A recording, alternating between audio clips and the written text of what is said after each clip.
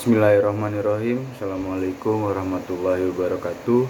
Saya Muhammad Adila Abadi dengan NPM 2021 2150 0420. Di sini saya akan menjelaskan mengenai materi dari akhlak etika, di mana yang pertama ada etika Islam dalam demokrasi dan penegakan hukum.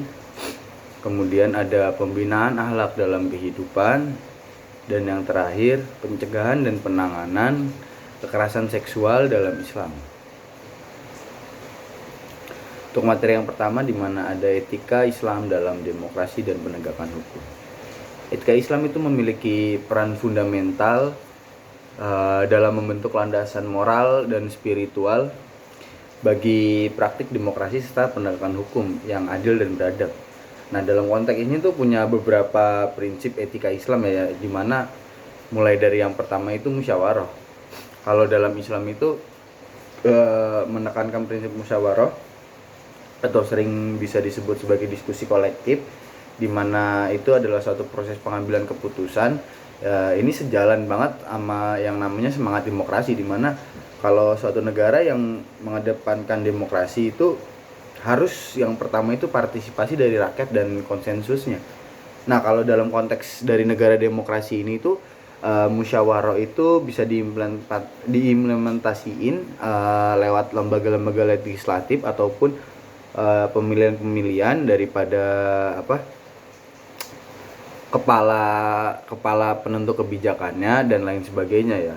Jadi salah satu daripada demokrasi yaitu kalau dalam Islam musyawarah. Musyawarah tuh termasuk ke dalam hal yang paling penting kalau di dalam Islam, di mana satu negara yang menjunjung tinggi demokrasi ya pasti di dalamnya itu ada musyawarah.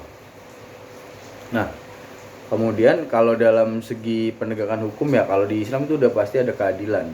Nah, keadilan itu tuh salah satu pilar utama tuh kalau dalam Islam, di mana setiap individu tanpa memandang kelas sosialnya, ras, agama, ataupun hal apapun itu tuh ya harus diperlakukan secara adil.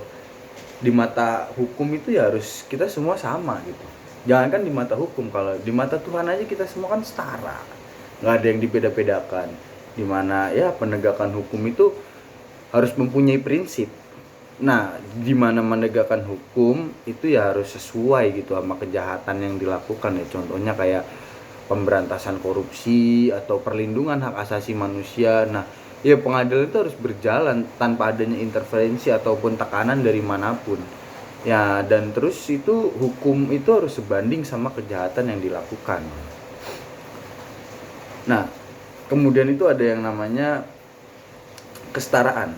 Di Islam itu ngajarin tuh kalau semua manusia ini setara di hadapan Allah.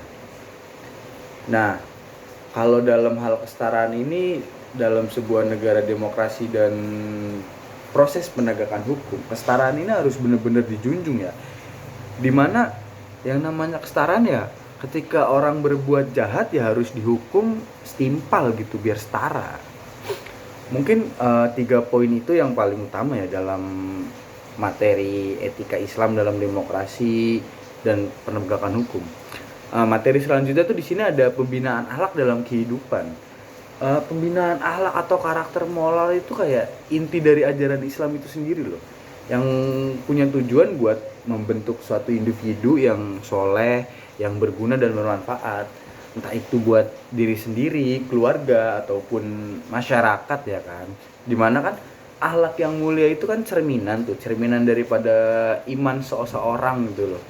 Terus jadi kuncinya apa ya? Kunci buat kebahagiaan dia dalam menjalani hidup dan buat nanti di akhirat.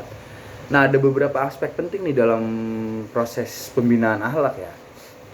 Yang pertama itu kalau dalam Islam ada yang namanya dasar tauhid. Apa sih dasar tauhid itu? Nah, akhlak yang kokoh berakar itu daripada pemahaman tauhid yang benar. Nah, pemahaman tauhid itu meyakini atau keyakinan atas keesaan Allah Subhanahu wa taala, di mana ya Allah itu satu.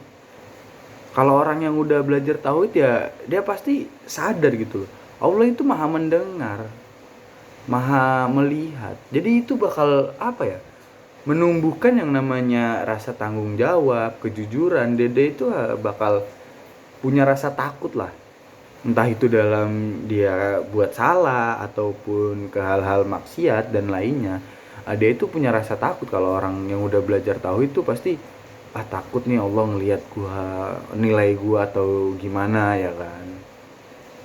Nah terus lanjut nih, kalau dalam proses pembinaan akhlak ya dalam kehidupan.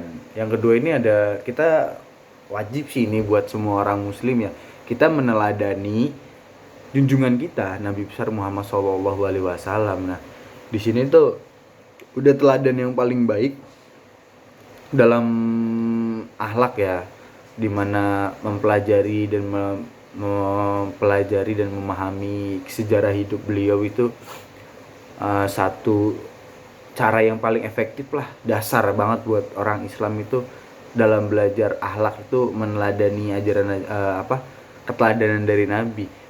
Karena yang paling diutamakan tuh di mana 4 sifat ya.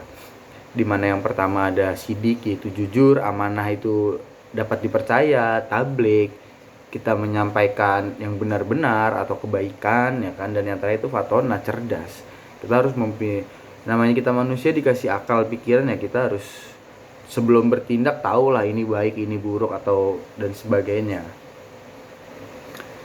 Nah kemudian ya yang terakhir, dimana dari ini ya, nah pendidikan akhlak kan bersifat dari lingkungan, entah itu formal ataupun non formal. Formal ya kayak contohnya di sekolah atau di tempat kuliah itu kan formal ya kan, ada guru yang mendidik. Cuman dasarnya daripada proses pembentukan akhlak ya itu sebenarnya dari lingkungan terdekat kita, yaitu keluarga, orang tua, saudara. Nah gimana orang tua itu mengajarkan kepada anaknya dan membentuk kepribadian seorang anak agar dia memiliki akhlak yang baik gitu ya kan.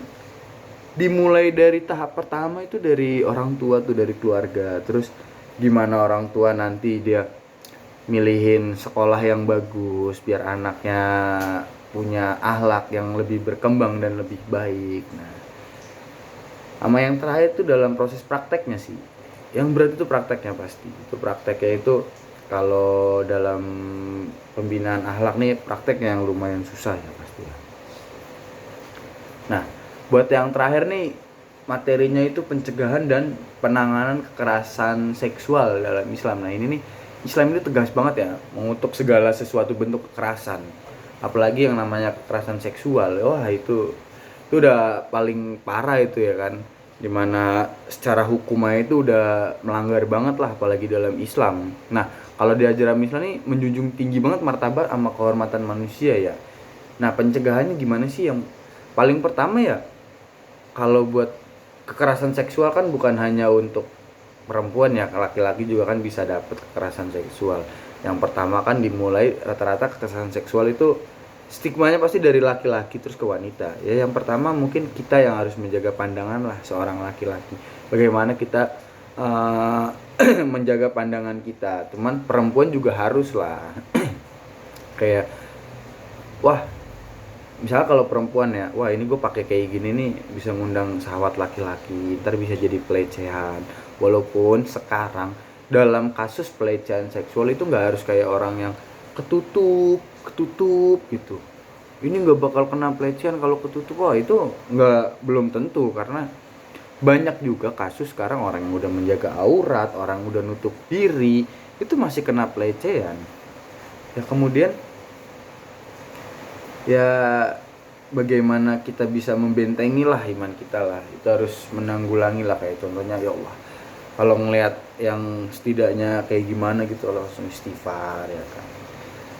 Terus bagaimana sih penanganannya ya, yang pertama itu dari perlindungan korban ya, dimana ya harus melindungi banget lah terhadap korban kekerasan seksual jangankan dalam Islam ya kan, dalam negara yang bersifat nasional tuh melindungi banget nih yang namanya korban daripada kekerasan seksual.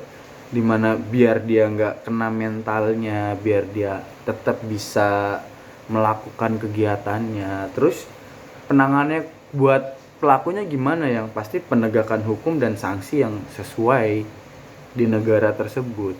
Apa yang harus dilakukan, kayak gitu, dalam proses dari pencegahan dan penanganan kekerasan seksual.